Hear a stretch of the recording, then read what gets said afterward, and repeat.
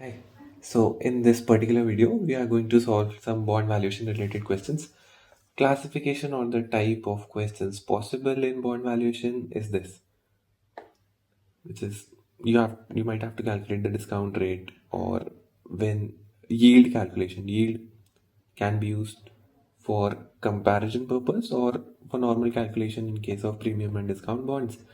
When you have irregular coupon frequency or there is semi-annual or quarterly type of questions, then you have some perpetual bonds, and then you have the application of bond valuation. Not exactly bond valuation, but time value of money, which is loan or mortgage का केस. ठीक है, तो let's start with questions. First question is कि एक company है 4 साल का बॉन्ड इशू किया, quarterly coupon at 10% of coupon. 10% coupon हमेशा साल का होता है. When you are saying quarterly it will pay around 2.5% coupon per quarter. Macro conditions ऐसे है, हमें क्या करना है, हमें निकालना है कि इसका रिक्वायर्ड रेट ऑफ रिटर्न कितना होगा. तो how much will you require. अगर मेरे पास इन्फ्लेशन 4% है, रियल रिस्क फ्री रेट इतना है और लिक्विडिटी प्रीमियम मेरे को इतना चाहिए फॉर इन्वेस्टमेंट पर्पस, तो बॉन्ड वैल्यूएशन के स्टार्टिंग में ही हमने देखा था कि जो रिक्वायर्ड रेट होता है ना, that comprises of your risk free rate plus what ever inflation premium you need plus credit risk plus liquidity premium, term premium and all those things. तो यहाँ पे हमें क्या गिवन है, आर एफ गिवन है, इन्फ्लेशन गिवन है, liquidity premium given है. Simply सबका सम कर देना है. 3.8 प्लस 4 प्लस 0.4 जिस 8.2%. सिंपल. नेक्स्ट क्वेश्चन, दूसरी कंपनी है, 8 साल का बॉन्ड है, semi annual coupon of 8%. Macro conditions ऐसी है, इन्फ्लेशन है, नॉमिनल रिस्क फ्री है, लिक्विडिटी है और टर्म प्रीमियम भी है. ओके, इसमें भी सबका सम ही करना होगा as it is, right? No. Why? Because यहाँ पे नॉमिनल इंटरेस्ट गिवन है, वहां पे क्या गिवन था, real. And what is nominal? Nominal already includes this inflation वाला पार्ट.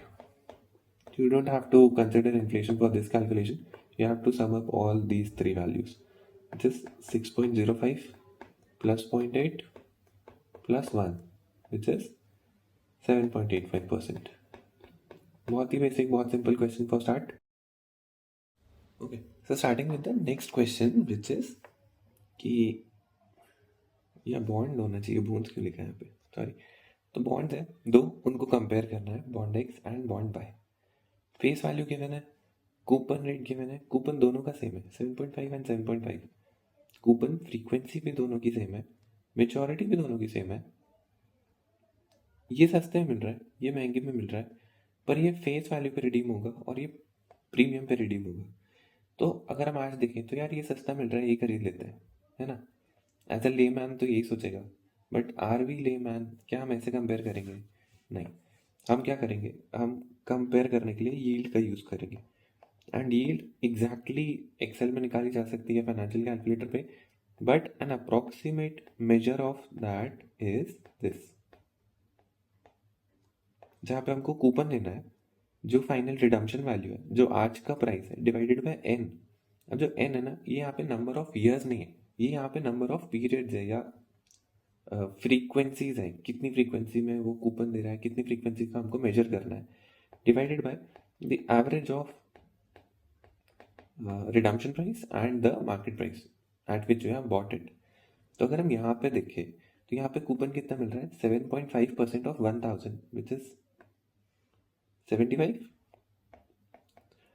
प्लस ये रिडीम कितने में हो रहा है, 1000 में, माइनस खरीदा कितने पे था, 945 पे, अपॉन एन. क्या है, एन यहाँ पे एक ही फ्रीक्वेंसी है क्योंकि एनुअल हो रहा है, और ऐसे 8 साल है तो 8 × 1 which is 8, divided by F plus P. क्या है, 1000 प्लस 945 का average, which comes to 8.419% annual yield, right. अब इस केस में क्या हो रहा है, सिमिलर ही है, 75 प्लस यहाँ पे कितना रिडीम हो रहा है, 1050 minus 1020 which is 30 upon 8, divided bye 2070 into 0.5 which is 8.098%. अच्छा, थोड़ा सा इसमें मतलब ये तो डिसाइड हो गया कि ये वाला बॉन्ड बेटर है and you have to go for this only. थोड़ा सा इसमें इंट्यूशन डेवलप करें तो दैट इज कि यार कूपन अगर 7.5 मिल रहा था तो मैं दो तरीके से बॉन्ड में से कमा सकता हूँ. या तो मैं कूपन से कमाऊंगा या तो मैं कैपिटल अप्रिसिएशन से कमाऊंगा. ये वाला बॉन्ड मैंने 945 में खरीदा, 1000 में बेच रहा हूँ, तो मेरे को यहाँ से 55 भी तो मिल रहा है. ये वाला irrespective of what ever the price मैंने 1020 में खरीदा, 1050 में बेच रहा हूँ, मेरे को 30 एक्स्ट्रा मिल रहा है. कूपन दोनों के सेम है, उसको इग्नोर करते हैं फॉर कंपैरिजन, सिर्फ कैपिटल अप्रिसिएशन देखते हैं. यहाँ पे 55 का अप्रिसिएशन हो रहा है, यहाँ पे 30 का अप्रिसिएशन हो रहा है. जब टाइम भी सेम है तो ऑब्वियसली यहाँ पे यील्ड ज़्यादा ही आना था and I have to decide in favour of bond X only. इस तरीके से भी सोच सकते हैं. या आंसर वैलिडेट करने के लिए कि अगर मैं प्रीमियम पे बेच रहा हूँ या मैं डिस्काउंट में खरीद रहा हूँ, जो कि इस केस में डिस्काउंट पे खरीद रहा हूँ एंड कूपन सेम है, तो मेरी यील्ड कूपन से तो ज़्यादा ही आने वाली है. यानी कि आंसर 7.5 से तो ज़्यादा ही आने वाला था दोनों केसेस में, राइट. नेक्स्ट क्वेश्चन में ये बेटर आएगा. अगेन यहाँ पे भी बॉन्ड लिखा है, सॉरी, दोनों बॉन्ड्स है बट यहाँ पे चीज़ें डिफरेंट है. यहाँ पे ये 9.5 का कूपन दे रहा है, यहाँ पे 7.5 का दे रहा है. इसकी फ्रीक्वेंसी एनुअल है, इसकी फ्रीक्वेंसी सेमी एनुअल है. मेच्योरिटी 8 साल, मेच्योरिटी 6 साल. ये जल्दी पैसा दे रहा है पर ये कम पैसा दे रहा है, 7.5% ही दे रहा है. लेकिन अगेन ये सस्ते में खरीदा और ये ज़्यादा में रिडीम हो रहा है. इसका मार्केट प्राइस कम है लेकिन ये पार पे रिडीम हो रहा है. तो how will you compare? Again yield calculate करते हैं. अब यील्ड का फॉर्मूला वापस से नहीं लिख रहा हूँ मैं, बट डायरेक्टली पुट करते हैं वैल्यूज. यहाँ पे क्या होगा, 95 plus 1000 minus 900 upon 8 divided by 1900 by 2, which comes to 11.316% yearly. इस केस में क्या होगा, इस केस में n बहुत ज़्यादा इंपॉर्टेंट हो जाता है क्योंकि ये सेमी एनुअल है. सेमी एनुअल मतलब क्या बोलता है, साल में 2 बार और ऐसे 6 साल है. तो हमको क्या कंसिडर करना है, 12 की फ्रीक्वेंसी, राइट.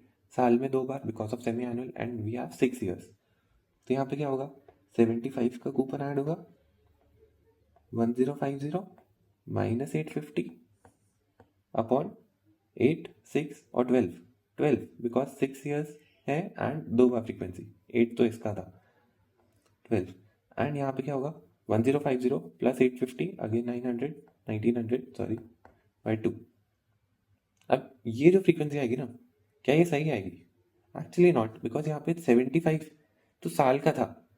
हमें क्या करना है, इसको भी सेमी एनुअल कंसिडर करना है because 7.5% per annum compounded semi annually. तो जब पीरियड का निकाल रहे हैं हम कैपिटल अप्रिसिएशन, तो कूपन भी हमको पीरियड का निकालना पड़ेगा. इसको जब हम सम अप करेंगे ना तो ये आएगा 5.702%. क्या ये यील्ड कंपेरेबल है इस यील्ड से? एक्चुअली नॉट, क्योंकि ये सेमी एनुअल यील्ड है. इसको इफेक्टिव एनुअल कन्वर्ट करने के लिए क्या करना पड़ेगा, इसका फैक्टर बनाना पड़ेगा. फैक्टर कैसे बनता है, ऐसे टू द पावर 2. हमने effective annual yield time value of money में देखा था ना कि अगर ये सेमी एनुअल गिवन है तो क्या करेंगे, इसका फैक्टर बनाना है एंड नंबर ऑफ पीरियड से लाइक पावर अप्लाई कर देना है. तो ये आ जाएगा 11.729%. Now this and this is comparable क्योंकि यहाँ पे सेमी एनुअल था, इसको इफेक्टिव एनुअल में कंपेयर किया एंड देन ओनली हम इसको कंपेयर कर सकते हैं. तो बेटर डिसीजन क्या है, जिसकी यील्ड ज़्यादा है, which is bond Y. Next question, similar case 10 साल का बॉन्ड है. हमने तो सोचा था कि हम फॉर एवर होल्ड करेंगे but after 5 years we need to sell it. Face value अलग है, कूपन 7% दे रहा है, हमने खरीदा 950 में. 5 साल के बाद 960 में ये बॉन्ड बिकने को रेडी है. तो हमको क्या करना है, होल्डिंग पीरियड का रिटर्न निकालना है एंड दूसरा वाला बाद में देखते हैं. पहले होल्डिंग पीरियड का रिटर्न निकालना है. तो होल्डिंग पीरियड का कैसे निकालेंगे, yield YTM will be coupon कितना है, 7%. अच्छा, कुछ फ्रीक्वेंसी में चेंजेस है क्या, नहीं, एनुअली है. फेस वैल्यू था 1000, तो 1000 का 7% विच इज 70 प्लस कितने में बेचा आखिरी में, 960 में. 960 था ना, माइनस 930 में खरीदा था, कितने साल होल्ड किया, 5 ईयर्स, डिवाइडेड बाय एवरेज करना पड़ेगा यहाँ पे, 960 प्लस 930 का 0.5, इसको सॉल्व करने पे आएगा 8.04%। थोड़ा सा इंट्यूशन, हमने 930 में खरीदा था, 960 में बेचा, कम में खरीदा था, ज़्यादा में बेचा, तो कैपिटल अप्रिसिएशन का पार्ट आना तो था, यानी कि आवर श्योर कि आंसर जो है वो 7% कूपन से ज़्यादा ही आएगा, राइट। अब second part which is B, कि अगर हम इसको हेल्ड टू मेच्योरिटी करते, अच्छा हेल्ड टू मेच्योरिटी है तो क्या होगा, जब 5 साल बाद था तब 960 में बिक रहा था, अब ये 960 में नहीं बिकेगा, ये 1000 में बिकेगा, तो अगेन मेरी जो यील्ड है वो 7% से तो ज़्यादा आएगी, आई एम श्योर। इससे ज़्यादा आएगी कि नहीं, that you can not decide, like ऐसा फोर फ्रंट पे देख के नहीं डिसाइड होगा, उसके लिए कैलकुलेशन चाहिए, बिकॉज यहाँ पे टाइम भी इन्वॉल्व है, 5 ईयर्स और होल्ड करना है, बट 7 से तो ज़्यादा आएगी, क्योंकि एटलीस्ट कूपन तो आप कमा रहे हो, you are not losing out on capital appreciation. तो इन सेकेंड केस तो यील्ड ईजी है, 70 होगा, प्लस कितने में बेचा, 1000, खरीदा कितने में था, 930, डिवाइडेड बाय 10, एंड यहाँ पे वही 1000 प्लस 930 का 0.5, दिस इज 7.97%। तो फर्स्ट केस में यील्ड ये आ गई, सेकेंड केस में यील्ड ये आ गई। नेक्स्ट क्वेश्चन, ये वाला थोड़ा सा लेंदी है, एंड इसमें like terminology matters a lot, which is कि मैंने एक डिबेंचर खरीदा, इस डेट पे खरीदा, 10 लाख की खरीदी at a face value of 1000, इतना वर्थ ऑफ डिबेंचर्स खरीदा at a face value of 1000, तो मैंने कितने नंबर ऑफ यूनिट्स खरीदे वो कैसे निकलेगा, 10 lakhs by 1000 which is 1000 debentures या बॉन्ड्स, ठीक है, 1000 यूनिट्स है। अब जब मैं यील्ड निकालूंगा ना, तो मेरे लिए नंबर ऑफ यूनिट्स मैटर नहीं करते, क्योंकि मैं एक बॉन्ड पे जितना कमाऊंगा उतना ही मैं सारे बॉन्ड्स पे कमाऊंगा, तो yield is not multiplied by 1000, yield remains same. क्या है, 8% कूपन देगा, लेकिन क्वार्टरली कूपन देगा, तो जब भी वहाँ पे हम पीरियड या फ्रीक्वेंसी की बात करेंगे तो हमको एक साल में 4 फ्रीक्वेंसीज लेनी पड़ेंगी, और ऐसे 20 साल है तो 80 फ्रीक्वेंसीज होंगी अगर हम यील्ड टू मेच्योरिटी निकालने जाएंगे तो, ठीक है। देवर प्राइस एट पार, मतलब जितने की फेस वैल्यू है मैंने उतने पे ही खरीदा था, एक्सप्लेन भी किया आगे, that they cost the investor ₹100 पर ₹100 ऑफ फेस वैल्यू, यानी कि 100% par value. However, they were redeemable at 110 for 100 of face value, यानी कि 10% प्रीमियम पे रिडीम हो रहा है, पार पे खरीदा था प्रीमियम पे रिडीम हो रहा है, पार पे खरीदा था प्रीमियम पे रिडीम हो रहा है। तो थोड़ा सा इंट्यूशन कि कूपन तो कमाया ही है, कैपिटल अप्रिसिएशन में भी कमाया है, तो मेरा जो यील्ड है वो कूपन से ज़्यादा आएगा, ठीक है, एंड ये जो भी अमाउंट है वो कंपनी रिडीम कर देगी। तो करना क्या है, यील्ड कैलकुलेट करनी है ओरिजिनल केस में। ओरिजिनल केस क्या था, 20 साल तक होल्ड करना है, 8% क्वार्टरली कूपन मिलेगा और प्रीमियम पे रिडीम करना है। तो केस बनाते हैं, case 1, YTM will be coupon plus F minus P upon N upon F plus P/2।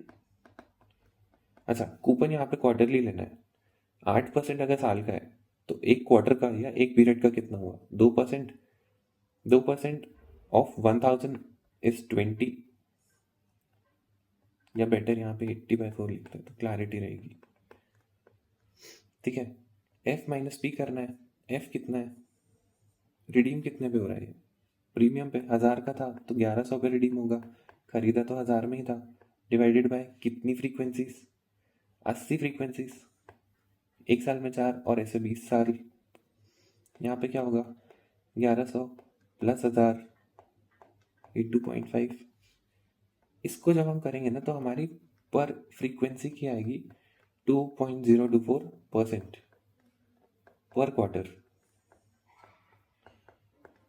इसको एनालाइज करेंगे कैसे, 1.0204 टू द पावर 4, क्योंकि एक साल में 4 क्वार्टर, तो ये एनालाइज करने के बाद हमारे पास आएगी close to 8.344%।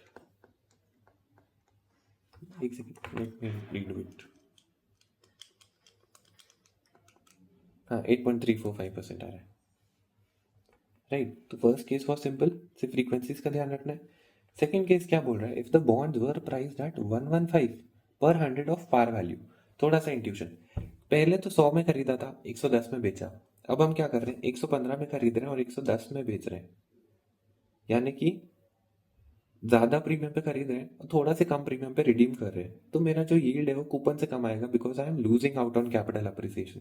My capital is not appreciating, it's depreciating. तो यील्ड कैसे निकलेगी, यील्ड विल बी अगेन, यहाँ पे क्या होगा 80/4। कूपन में तो कोई इम्पैक्ट नहीं है क्योंकि कूपन फेस वैल्यू पे कैलकुलेट होता है। दिस विल बी 1100 में रिडीम किया, खरीदा कितने से था 1150 पे, यहाँ पे भी फ्रीक्वेंसी सेम है, यहाँ पे 1100 है प्लस 1150 का 0.5। दिस विल बी, जब हम इसको कैलकुलेट करेंगे तो ये पीरियड वाइज आएगा 1.722% पर क्वार्टर। एनालाइज करेंगे सेम तरीके से तो it will B 7.069%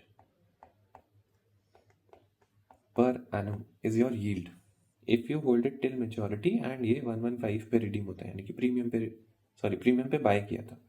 if redeemed after 15 years, 15 years के बाद रिडीम करना है। कैसे करना है, प्रीमियम पे रिडीम करना है और पार पे खरीदा था, तो YTM विल बी, कूपन पे कोई फर्क पड़ेगा क्या, नहीं, कूपन सेम रहेगा। यहाँ पे it will B 1100 minus 1000 upon again 80 होगा कि क्या होगा, आइडियली इट शुड बी 60, क्योंकि एक साल में 4 फ्रीक्वेंसी और ऐसे आप सिर्फ 15 साल ही हैं, राइट। तो सिर्फ यहीं पे ध्यान रखना था, बाकी इसमें सब कुछ सिमिलर है। 1100 plus 1000 into 0.5, this will be 2.063% पर क्वार्टर। इफेक्टिवली एनुअल निकालेंगे तो इट विल बी 8.513%। ये है ना कूपन से ज़्यादा, क्योंकि हमने प्रीमियम पे रिडीम किया था। इस वाले में पता था कम आने वाला है, लेकिन कितना कम आएगा उसका मैग्नीट्यूड निकालने के लिए you have to calculate. Forefront पे दिखता नहीं है वो चीज़, ठीक है। तो these questions are done, moving to next. Okay, ये क्या क्वेश्चन है कि what will be your yield to maturity, मतलब अल्टीमेटली YTM ही निकालना है। फेस वैल्यू 100 है, trading at par, redeemable at par as well, coupon दे रहा है 10% का for 5 years and the required rate of return is also 10%। Coupon भी 10 का दे रहा है, मुझे रिक्वायर्ड भी 10 है। What if we sell it in the third year. Now if you remember the bond value का इंट्रोडक्शन, द 40 मिनट्स वीडियो जिसमें Excel में हमने देखा था कि यार मुझे कूपन 10 का मिल रहा है, मेरा रिक्वायर्ड भी 10 है, तो मेरी यील्ड भी 10 ही होगी। अगर मुझे कम कूपन मिल रहा होता तो मेरी यील्ड कम होती, क्योंकि I am not earning on capital appreciation. यहाँ पे मैंने पार पे खरीदा, पार पे रिडीम हो गया, और कूपन 10 मिल रहा है, मुझे 10 चाहिए था, तो मेरी यील्ड कितनी है, 10 है। तो क्या कैलकुलेशन की ज़रूरत है, नहीं। When your coupon is same and you have redeemed it at par, bought it at par, तो आपका यील्ड आपका कूपन बराबर ही होगा, क्योंकि कैपिटल अप्रिसिएशन और डिप्रिसिएशन तो कुछ हुआ ही नहीं। What if the coupon frequency is semi annual. यहाँ पे बोल रहा है 10% फॉर 5 ईयर्स, लेकिन आप बोल रहे हैं कि सेमी एनुअल है। सेमी एनुअल है तो यू हैव टू कैलकुलेट। कैसे कैलकुलेट करेंगे, YTM विल बी 5% पर that 6 months period, so it will be 5 plus F minus P, तो कुछ होगा नहीं क्योंकि रिडीम भी पार पे किया और वो भी पार पे हुआ, तो 100 माइनस 100, फ्रीक्वेंसी कितनी हो जाएगी, 5 साल का बॉन्ड है, एक साल में 2 फ्रीक्वेंसी, तो 10 अपॉन 100, 100.5, इट वॉज 5% पर सेमी एनुअल। इसको क्या करेंगे, एनुअल में कन्वर्ट करेंगे। कैसे करेंगे, 1.05 का स्क्वायर विच इज 10.25%। ये हमारी इफेक्टिव एनुअल यील्ड है। अगर कूपन की फ्रीक्वेंसी सेमी एनुअल हो जाती, क्या ये सिंपली इसका इफेक्टिव एनुअल इंटरेस्ट रेट नहीं है, वही है, क्योंकि कुछ हुआ ही नहीं ना, कैपिटल अप्रिसिएशन तो अगेन एब्सेंट ही था। अब थर्ड केस क्या होगा, what if the bond was redeem at a premium of 5%। YTM कितना है, प्रीमियम ऑफ 5% पे रिडीम हो रहा है, 5 plus 105 minus 100 upon 5, bond was redeemed at a premium, ठीक है। तो यहाँ पे 205 into 0.5, this will be, sorry मैंने यहाँ 5 ले लिया, it should be 10, this will be 10.732% का यील्ड। क्यों? इंट्यूशन, 10% कूपन था, रिडीम किया प्रीमियम पे, तो कूपन सॉरी जो यील्ड है वो ज़्यादा ही आने वाला था, because there was some amount of capital appreciation, right. तो 10 से एक्सीड करेगा यील्ड। लास्ट पार्ट में यील्ड कैसे निकालनी है? लास्ट पार्ट क्या बोलता है? Bond was issued at a discount of 10%। Issued at a discount of 10%, coupon पे कोई फर्क आएगा क्या? नहीं। इशू किया था डिस्काउंट पे, पर रिडीम हुआ पार पे, तो यहाँ से हमने कमाया, तो इसमें आंसर जो है वो 10 से ऊपर ही आएगा। This will be 190 into 0.5, this will be 10 plus this is 2, 12/95, which is 12.63%। 12.63 आएगा ना, 12 डिवाइडेड बाय 95, हाँ 12.63% is your annual yield to maturity, क्योंकि सस्ते में खरीदा था और पार पे रिडीम किया। नेक्स्ट क्वेश्चन, ये प्रॉपर एप्लीकेशन बेस्ड क्वेश्चन है, not of bond valuation but of time value of money. इसमें करना क्या है ना, कि एक पर्सन है जिसने 20 साल का लोन खरीदा, फिक्स रेट है, सॉरी यहाँ 25 होगा दोनों जगह, 8% एनुअल इंटरेस्ट है, पेमेंट क्या करनी है? एनुअली करनी है, कोई फ्रीक्वेंसी नहीं है, और एंड ऑफ द ईयर पे करनी है। अगर वो अफोर्ड कर सकती है 25,000 पे करना 8% के रेट पे 25 साल तक, तो कितना बोरो कर सकती है? How much loan she can borrow and what will be the repayment schedule? तो how much she can borrow is simply the present value of these 25,000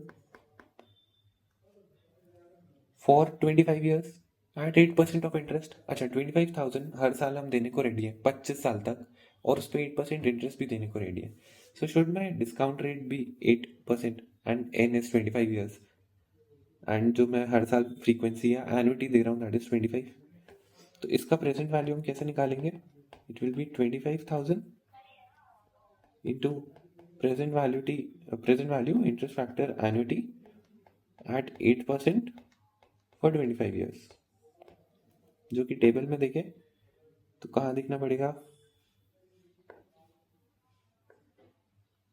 8% ये एंड 25 ईयर्स ये, तो it will B this 8% 25 years के लिए।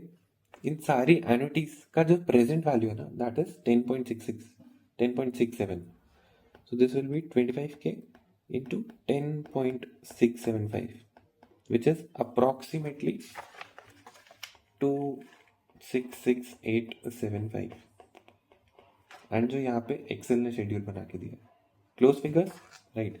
But अब इसका application based question कैसा आएगा? इसका एप्लीकेशन क्वेश्चन ऐसे आ सकता है कि हमें आज तो पता चल गया कि आज हमको इतना लोन लेना है, what if I want to know कि मेरा कितना अमाउंट ऑफ लोन ड्यू है आफ्टर 5 ईयर्स। मैंने आज लोन ले लिया, 5 साल बाद कितना लोन ड्यू है, तो आज की डेट में इतना ड्यू है। फर्स्ट ईयर के एंड में, जूमिंग, फर्स्ट ईयर के एंड में जब मैं पेमेंट कर चुका हूँ 25,000 की आफ्टर द फर्स्ट पेमेंट, मेरा जो इंटरेस्ट है ना, मेरा जो प्रिंसिपल है ना, वो इतना ड्यू होगा। क्यों? क्योंकि आज मैंने एक लोन लिया, उस पर 8% इंटरेस्ट लगेगा, विच इज दिस। मैंने पे किया 25,000, उसमें से इंटरेस्ट को चला गया इतना अमाउंट, प्रिंसिपल को चला गया इतना अमाउंट, तो मेरा जो प्रिंसिपल टोटल था वो तो 266,860 था, उसमें से इतना अमाउंट कम हो जाएगा, तो इतना remaining at the end of first year. Second year क्या होगा? मेरे को इस पे इंटरेस्ट लगेगा 263,218 पे, कितना लगेगा? 8%, जो कि होता है 21,057।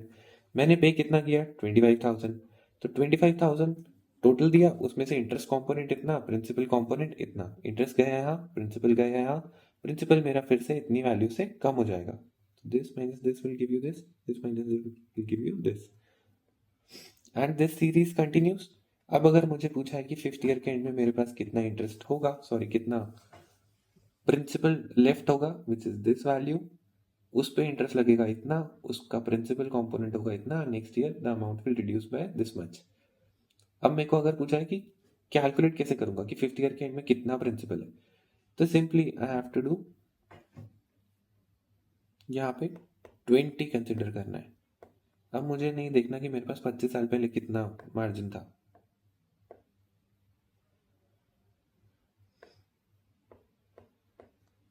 तो 8% फॉर 20 ईयर्स में चेक करूंगा, तो 9.818 आ रहा है। तो 25,000 इंटू 9.818 विच इज 24545, इतना। तो मेरे पास फिफ्थ ईयर के एंड में इतना प्रिंसिपल रिमेनिंग है। इस पे लगेगा 8% इंटरेस्ट, 25 मैंने दिया था, प्रिंसिपल कॉम्पोनेंट इतना। तो I can calculate for any years कि इतने साल बाद मेरे पास कितना प्रिंसिपल ड्यू होगा, उस पे कितना इंटरेस्ट लगेगा, उस इंटरेस्ट को पे करने के बाद मेरी ईएमआई में से कितना कॉम्पोनेंट प्रिंसिपल को जा रहा है, कितना इंटरेस्ट को जा रहा है, एंड नेक्स्ट ईयर मेरे पास कितना प्रिंसिपल रिमेनिंग होगा। तो this was your bond valuation का question, not bond valuation, loan का क्वेश्चन। लोन के क्वेश्चन में बस यही ध्यान रखना है कि कितने ईयर्स पे बात हो रही है। And if you want you can draw this in rough so that it's easy to imagine the story कि हो क्या रहा है अल्टीमेटली। ठीक है। And this question is better solve by this present value interest factor annuity. Annuity जो हर साल आप पे कर रहे हो उस सबका प्रेजेंट वैल्यू का सम करके इसने दे दिया। So yes, we are done with this video and thank you.